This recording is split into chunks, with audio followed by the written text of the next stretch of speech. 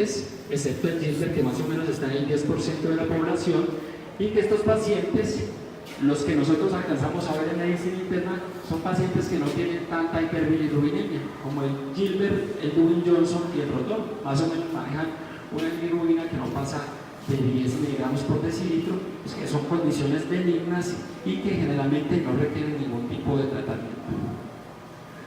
Se enreda un poquito la cosa cuando uno ya empieza a hablar de las causas que son adquiridas. Lo mismo, a nivel de la captación del hepatocito pueden haber patologías como interacciones medicamentosas, medicamentos que bloquean la entrada de la bilirrubina a nivel del hepatocito, específicamente la rifampicina y ciclosporina, que usamos mucho sobre todo en pacientes trasplantados, que genera hiperbilirrubinemia. Aquí es muy importante que la alteración está en la entrada de la bilirrubina al hepatocito, por lo cual implica de que hay hiperbilirrubinemia indirecta y que estos pacientes van a tener un perfil hepático completamente normal.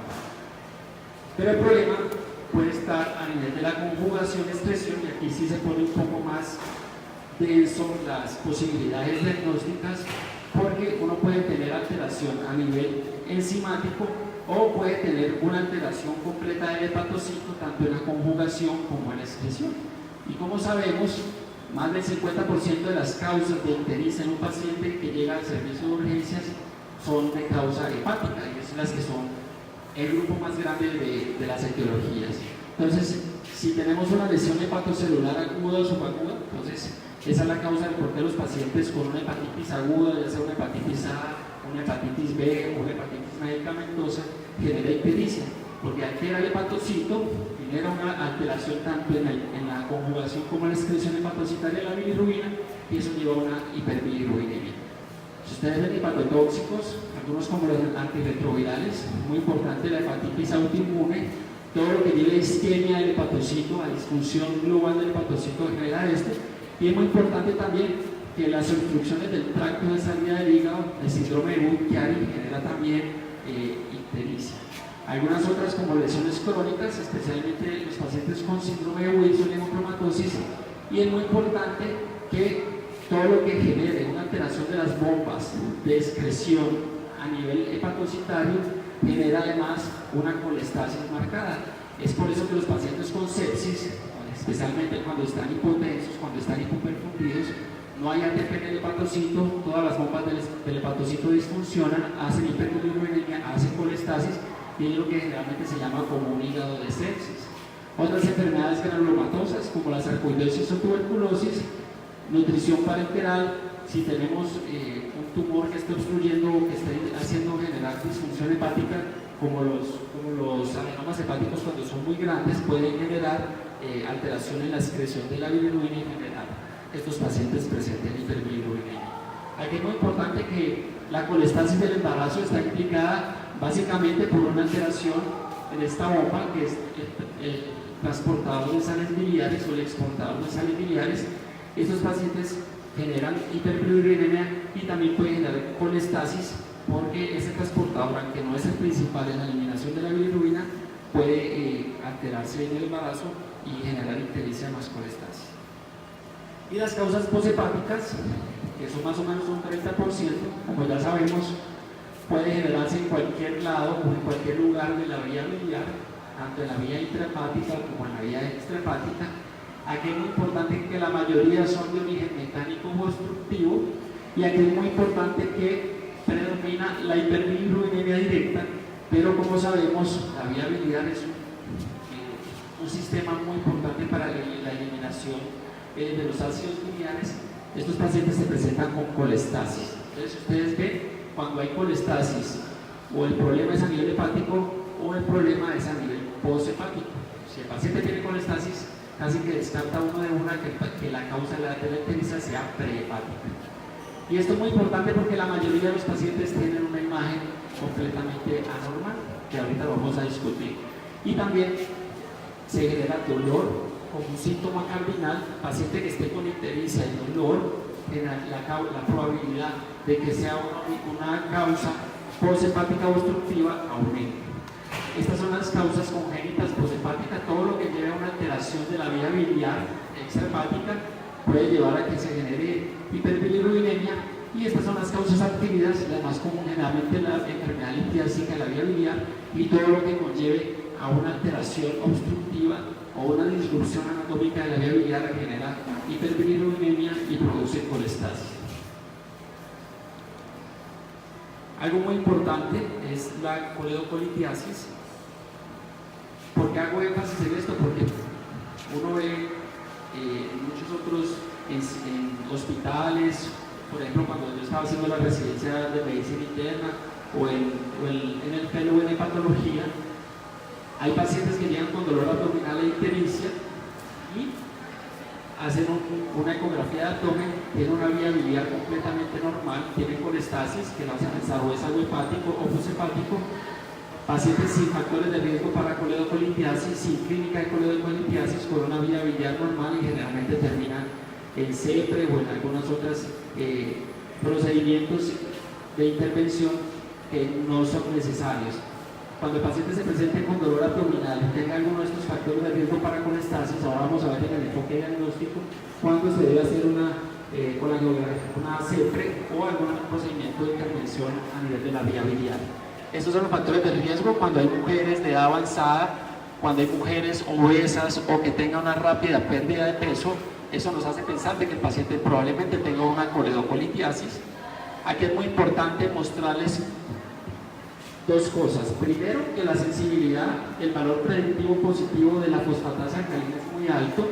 Entonces, pacientes con dolor abdominal, con factores de riesgo y que tengan además colestasis, la coledocolitiasis es una etiología que hay que tener en cuenta. Y lo que les explicaba, que la gamma GT tiene un valor predictivo muy bajo positivo, pero un valor predictivo negativo muy alto. Entonces, si tenemos un paciente con fosfatasa alcalina elevada, pero eso le baja bastantes puntos a que la posibilidad diagnóstica de una causa obstructiva o coledocolitiasis sea el caso con lo que esté presentando el paciente.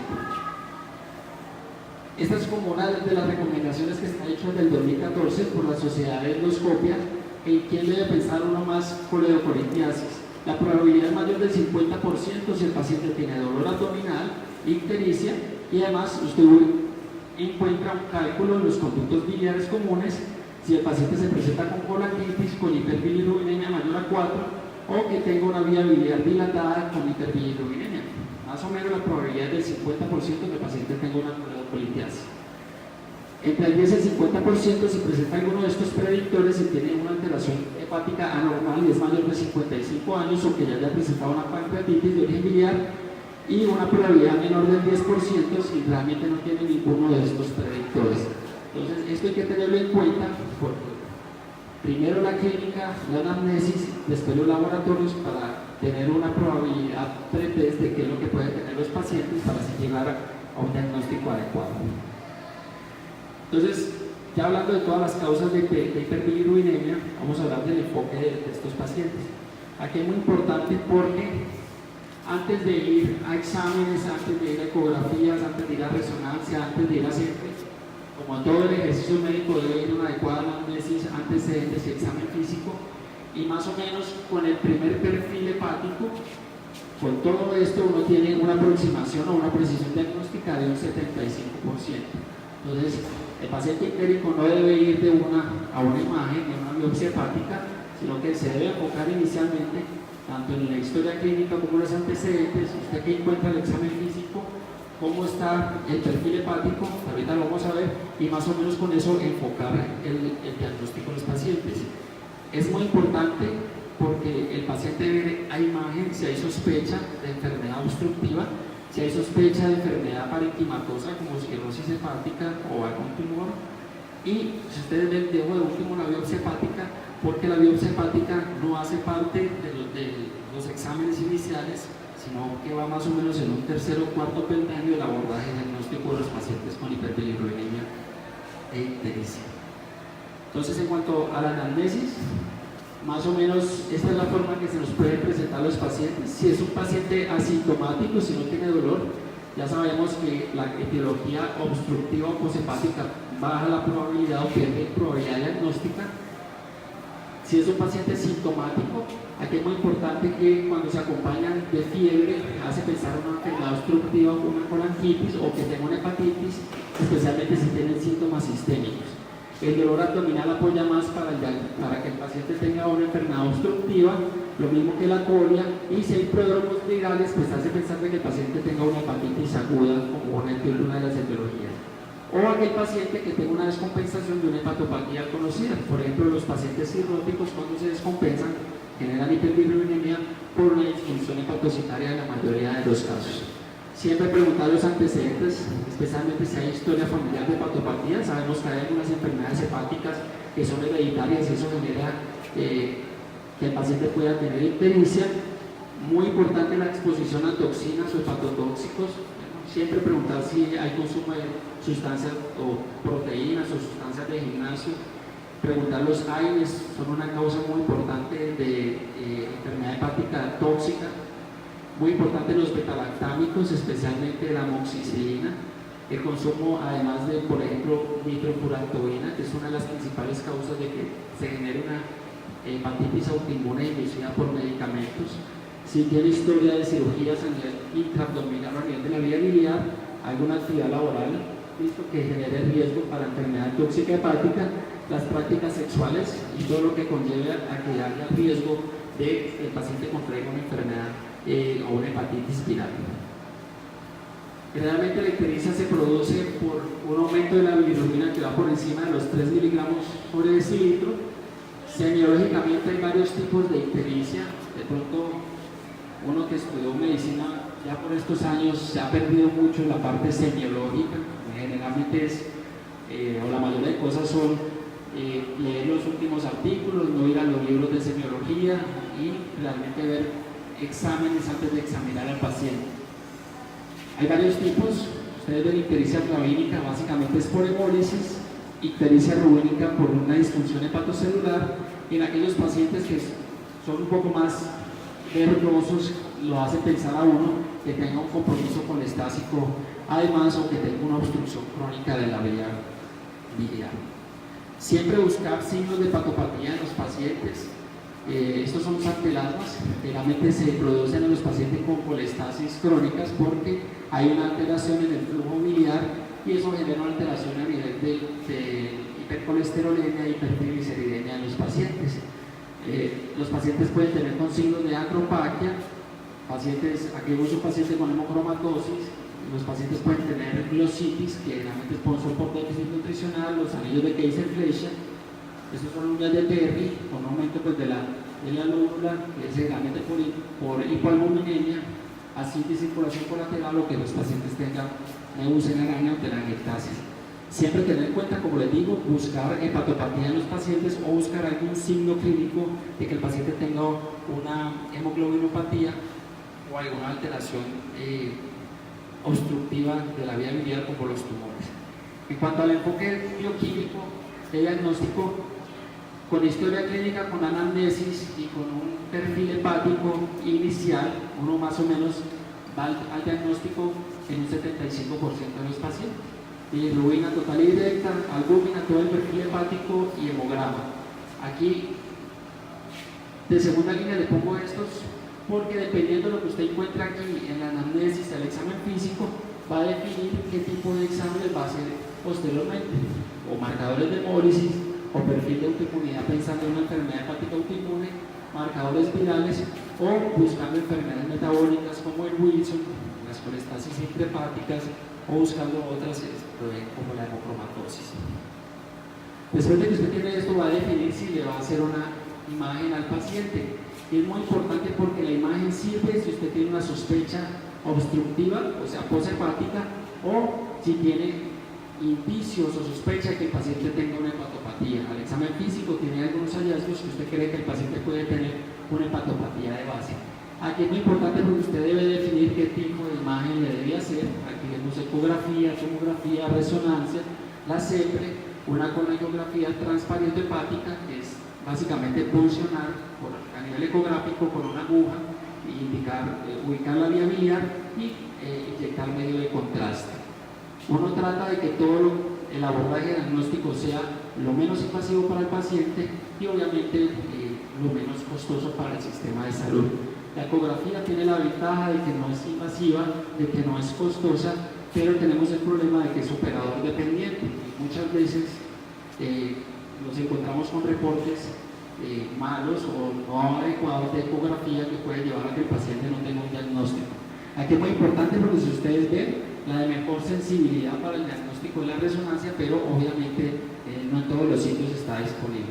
Si usted tiene una sospecha, el examen inicial debería ser una ecografía, dependiendo de los hallazgos debería pasar a otro tipo de estudios.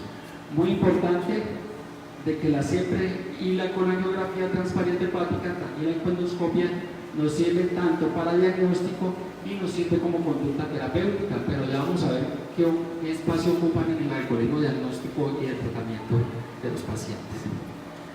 La biopsia hepática, como les digo, es de tercera o cuarta línea en el abordaje diagnóstico, y aquí es muy importante que a quienes debemos pensar en hacerle una biopsia hepática en el diagnóstico de ictericia, generalmente cuando uno tiene un paciente en el cual establece que la ictericia es de origen hepático y no tiene una causa clara.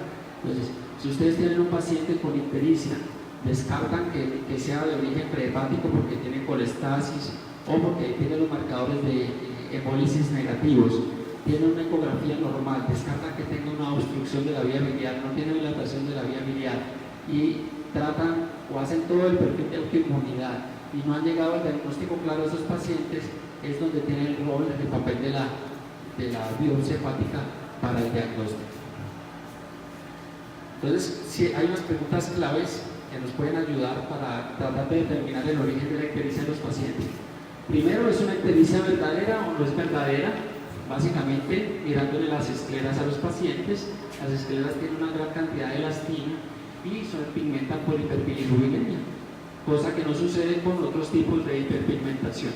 Entonces, ¿el paciente tiene o no una ictericia verdadera? Segundo, ¿la hiperbilirubinemia es conjugada o no conjugada? Si es una hiperbilirubinemia no conjugada, nos hace pensar de que el origen sea de origen prehepático especialmente, o a nivel de la captación hepatocitaria, como les mostré a nivel de las bombas. Tercero, hay alteración de la bioquímica o del resto de la bioquímica hepática, aparte de las bilirubinas. Si es así, sabemos que las prehepáticas tienen un perfil hepático completamente normal. Entonces, o es de origen hepático o es de origen poshepático. Cuarto, ¿tiene o no colestasis el paciente? ¿Listo? Si tiene colestasis, o es hepática o poshepática, y como les decía, la colestasis está también, es uno de los marcadores importantes en la elevación de la gamma GT. Y lo quinto, si vemos el abordaje donde está la imagen, si el paciente tiene o no una vía biliar dilatada, porque al tener la vía biliar dilatada nos dice que la causa de la ictericia del paciente seguramente es una etiología poshepática. Estas son algunas de las pistas que queremos tener en cuenta para el abordaje de estos pacientes. Si el paciente se presenta con fatiga, con prurito, tiene alteración de la absorción de vitaminas liposolubles como la A, D, E y K, tienen colesterol elevado, son pacientes que tienen además osteoporosis, tienen enfermedad ósea de origen hepático, realmente lleva a pensar que el paciente tenga una enfermedad colestásica. Si los síntomas son generales como fiebre, escalofrío y además dolor, hace pensar más en una infección de la vía biliar. El dolor en hipocondrio derecho, además una obstrucción extrahepática. La colia también nos ayuda a pensar de que sea obstrucción, pero también muchos pacientes con hepatitis virales tienen una variante colestásica que genera acolia. Además, si tiene síntomas generales como mialgia, anorexia, pueden tener también algo de dolor abdominal, hace pensar de que la ictericia sea de origen hepatocitario o por hepatitis como tal. Si por el contrario encontramos de que el paciente tiene una alteración estructural de la vía biliar, nos hace pensar más en que se llama colangitis esclerosante, y aquí es muy importante porque la colangitis esclerosante no solo es la primaria, la enfermedad autoinmune que todos conocemos, sino que uno puede tener colangitis esclerosante secundaria, por ejemplo, al paciente que tenga cálculos en la vía biliar y que haga infecciones recurrentes. Eso genera una desestructuración de la vía biliar y genera esclerosis de los conductos biliares, alteración de la vía biliar. Lo otro es siempre que un paciente tenga colestasis, obviamente con hiperbilirubinemia, aumento de las transaminasas o un perfil hepatocelular, que tenga una vía biliar normal y autoanticuerpos positivos, siempre se debe pensar que el paciente tenga una enfermedad hepática autoinmune. y las clásicas, que son hepatitis autoinmune, la colangitis biliar primaria, y si tiene una vía biliar anormal, por resonancia pensar que el paciente puede tener una colangitis esclerosal. Si tiene hiperbilirubinemia, la vía biliar está normal y la función hepática normal, como les decía, realmente es por una causa prehepática. Y si el paciente tiene esplenomegalia, pero no tiene signos de hipertensión portal, realmente nos hace pensar de que el paciente tenga una hemoglobinopatía de base. Esta es la última diapositiva, que es básicamente como resumirles cómo debe hacer un abordaje de este tipo de pacientes. Entonces, se presenta un paciente ictérico al servicio de urgencias, como le decía, es realmente una ictericia o no, es una ictericia verdadera, mirar si es una hiperbilirubinemia aislada o si tiene una alteración de la bioquímica hepática. Entonces, aquel paciente que solo tiene alteración de la bilirrubina y esa bilirrubina es indirecto, básicamente o el paciente está embolizando o tiene un problema a nivel de la conjugación de la bilirrubina. Si usted tiene marcadores de hemólisis positivos, básicamente pues estudia la causa de la hemólisis, pero si usted tiene una hemólisis negativa, generalmente estos pacientes son por problemas en la conjugación o tienen un aumento de la producción de la bilirrubina por un hematoma que está en reabsorción. Sabemos que el síndrome de Gilbert lo tiene más o menos el 10% de la población, de que no lleva bilirrubina más allá de 4 o 5 miligramos por decilitro, y que otras enfermedades como el Crigler-Najjar tipo 1, que son congénitos y que se presentan muy tempranamente en la infancia, y el tipo 2, que es realmente muy raro. Si el paciente tiene predominio de la bilirrubina directa, pero no tiene ninguna otra alteración de perfil hepático, ninguna otra sintomatología, condiciones benignas como el síndrome de Ewing-Johnson y el rotor, que realmente no son tan frecuentes, y en aquel paciente que se presenta con hiperbilirubinemia directa y alteración de la bioquímica hepática, que son la mayoría de los pacientes que tenemos, entonces es muy importante establecer si predomina la elevación de aminotransferasas o de colestasis. Si el paciente tiene colestasis, o sea, elevación de fosfatasa, elevación de gamma, el paso siguiente es descartar una causa poshepática obstructiva y el examen de elección es la realización de una ecografía para mirar si la vía biliar está dilatada o si tiene una vía biliar completamente normal. Si el paciente tiene una ecografía anormal o una vía biliar dilatada, es aquí donde juega un papel importante realizar otro tipo de imágenes o de procedimientos dependiendo del riesgo de que tenga una enfermedad linfática leve biliar, o hacerle una resonancia o llevar al paciente a una colangiografía, ya sea endoscópica retrógrada o transparente hepática, que nos sirve también como tratamiento. Si el paciente tiene colestasis, hiperbilirubinemia, alteración del perfil bioquímico, pero con una ecografía normal, entonces es donde se debe considerar, o usted hace una imagen mejor, si no confía en la ecografía, en el reporte de ecografía, y también nos va a permitir tener en cuenta que la resonancia nos permite mucho mejor ver si tiene signos de patopatía crónica. Y este tipo de pacientes, si persiste la alteración bioquímica, es donde juega un papel muy importante en tercer o cuarto peldaño la realización de una biopsia hepática para descartar el resto de causas como hepatitis virales, las enfermedades autoinmunes, las enfermedades metabólicas como el Wilson, enfermedad metabólica como la hemocromatosis. Entonces ustedes ven, con una buena historia clínica, un examen físico, un perfil hepático inicial, debemos identificar o somos capaces de identificar qué pacientes deben ir a una imagen abdominal o qué pacientes, en caso tal de que persista la alteración bioquímica, se debe realizar una biopsia hepática. Esta era la última diapositiva, como un enfoque práctico de los pacientes con ictericia. No sé si tengan alguna duda, pregunta, inquietud.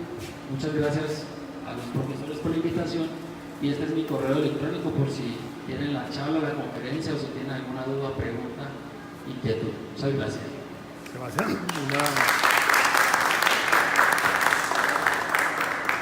muchas gracias, Sebastián, una excelente presentación. De pronto enfatizar un poquitico, porque es un desencuentro que tenemos con los cirujanos siempre. Paciente ictérico, colestasis, ecografía normal, y se empieza a pensar que como es operador dependiente hay que hacer otra ecografía, ¿ya? Y finalmente se termina optando por imágenes de mucho más costo, resonancia, colangioresonancia, y ahí entra medicina interna. Tu recomendación práctica sería que hay que abordar con todas esas imágenes frente a un paciente ictérico que entra inicialmente por servicio de cirugía, agotar eso para que medicina intervenga en el proceso de análisis del paciente, o sería prudente, por ejemplo, una cirrosis biliar primaria que pienso, no sé en qué momento la mencionaste, es muy frecuente, cuarta, quinta de la década, que son los que usualmente cursan con ecografía normal y un perfil ictérico que a veces hace pensar en obstructiva. ¿Cuál sería tu sugerencia? Porque aquí siempre tenemos ese paciente frecuentemente. Lo primero, obviamente, es la anamnesis clara.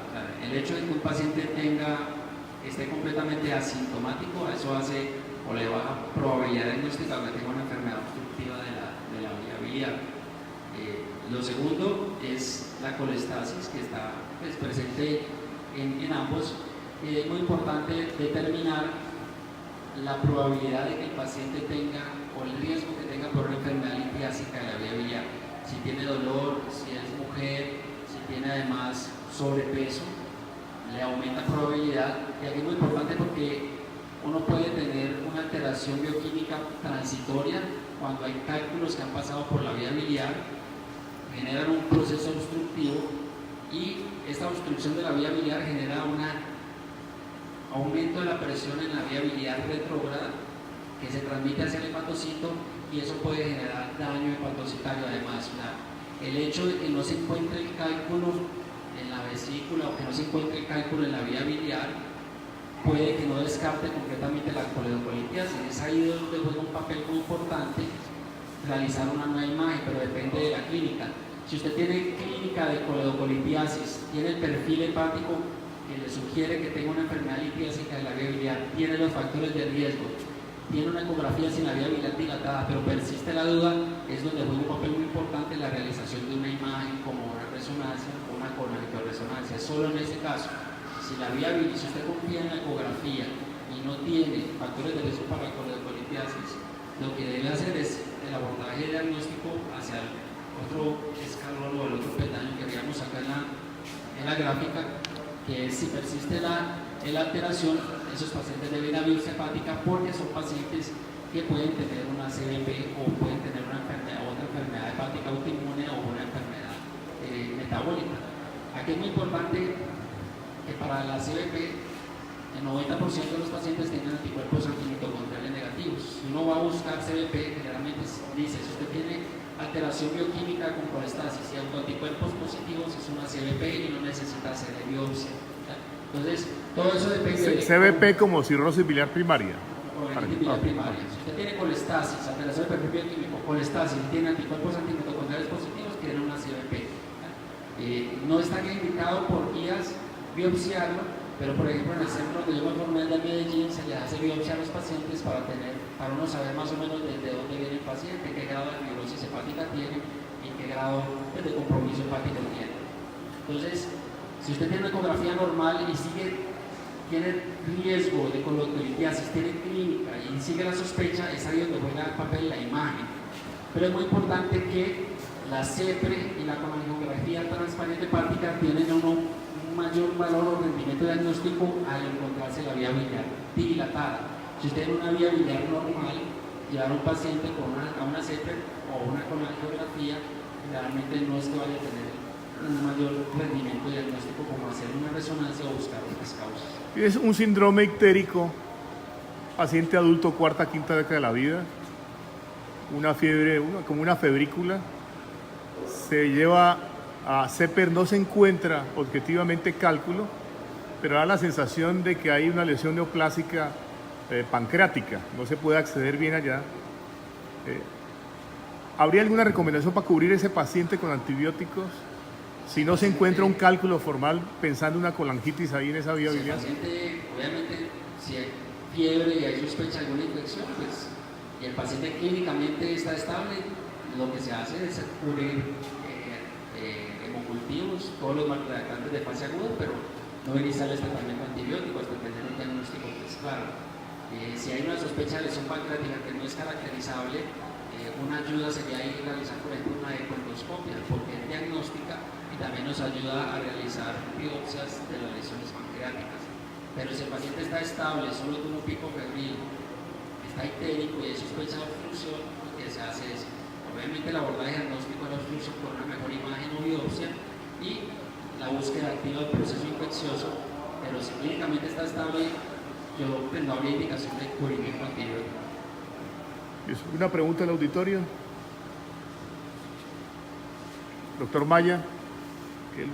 Sí, buenas noches. Felicitaciones. Muy buena capacidad de resumen. Te quería preguntar, ¿hay pacientes que son colecistectomizados o que están en la edad avanzada y el colédoco tiene tendencia a estar más dilatado? ¿Tiene signos clínicos que te hagan pensar, por ejemplo, el dolor, pero ecográficamente no puede evidenciar que tiene una coledocolitiasis? ¿Qué parámetros estarías entonces jugando para hacer una CEPRE o un procedimiento invasivo para poder descartar? ¿Qué sería lo más adecuado? Ahí básicamente, obviamente la vía biliar se dilata con la edad, eso realmente por cada 10 años se dilata 1 milímetro después de los 40, 45 años, y la vía biliar se dilata también post-colecistectomía. Allí lo que prima es la clínica. Si usted tiene clínica de que tiene una enfermedad litiásica de la vía biliar con una ecografía que no le muestra dilatación, entonces si clínicamente el paciente persiste con dolor o persiste con alteración bioquímica, habría que idealmente llevar otra imagen, una resonancia de mucha mejor resolución. Porque hay la discusión que comentaba el doctor, ¿no?, entre cirujano y internista, que si en ecograma no puede demostrar que hay coledocolitiasis, entonces hay que hacerle la colangioresonancia, que es lo que generalmente opina el cirujano. Por eso te quería hacer la pregunta desde el punto de vista clínico. La resonancia no es en el abordaje inicial, es como un segundo peldaño imagenológico. Si persiste la sospecha, hay que hacer una imagen mejor. Pero si usted tiene una vía biliar dilatada por ecografía, pues hacer una resonancia, a menos de que usted piense que tenga un tumor más abajo, peso distal en la vía biliar que no pueda ver por ecografía. Es allí ante vía biliar dilatada que uno debería hacer una resonancia. Pero en el abordaje diagnóstico la resonancia está en un segundo escalón, sobre todo los pacientes con vía biliar normal, en los que persiste la sospecha, o los que yo quiero ver si tienen alguna estima de patopatía, nos ayuda mucho mejor a visualizar. Bueno, una pregunta final, Sebastián. Hoy estamos expuestos a todo tipo de demandas frente a negligencia médica, desenlaces fatales no predichos. El operador judicial dice, ¿cuál es el examen de más capacidad resolutiva que tendría que hacerse en este paciente? Voy a poner el ejemplo de un síndrome ictérico. Uno parte de la base que la ecografía sigue siendo, frente al costo, un excelente examen para vía biliar para hígado, ¿ya? Y el operador dice, pero si hay disponible resonancia nuclear magnética, y te dice el comentario del paciente ictérico con la sospecha de lesión, porque ese paciente tuvo un desenlace fatal, ahí hay una discusión académica que vamos a hacer. Entonces la pregunta es, si el mejor examen de mayor capacidad resolutiva es la resonancia nuclear magnética, ¿por qué no se arranca para evitar, digamos, esos desencuentros? Y nos ha pasado, ecografía normal, resonancia, una lesión metastásica por allá en el nivel 2 de hígado. Entonces uno dice, si el examen es normal, yo tengo que rastrearlo con las siguientes imágenes.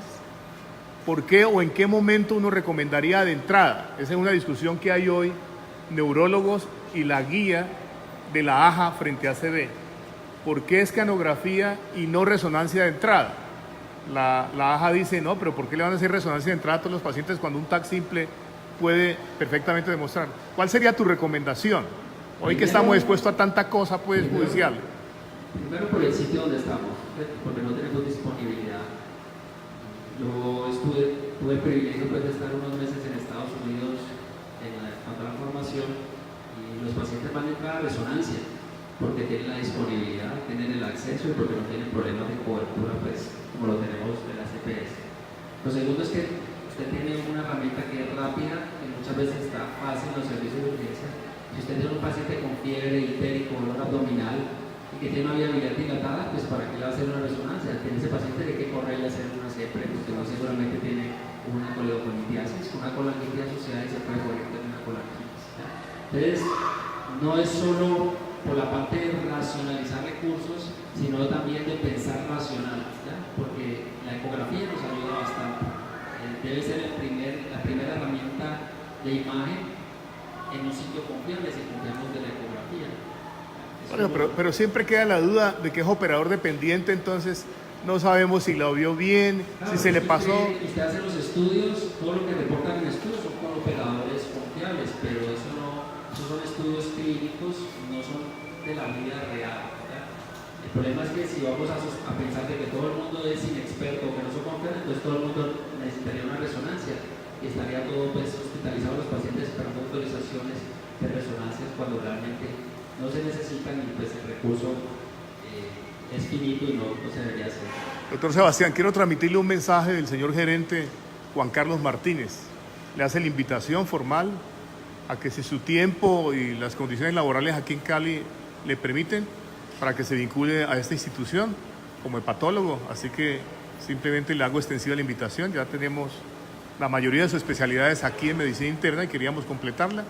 Creo que la llegada suya aquí a Cali y conociendo cómo fue su desempeño como residente en el HV cuando hacía medicina interna, predice que va a ser un excelente patólogo aquí en la ciudad de Cali y va a complementar a los otros colegas que hoy trabajan aquí en la ciudad. Doctor, muchas gracias. Agradezco a todos por la presencia. Grato ver muchas caras conocidas acá y gracias. Muy contento de volver acá nuevamente a la ciudad.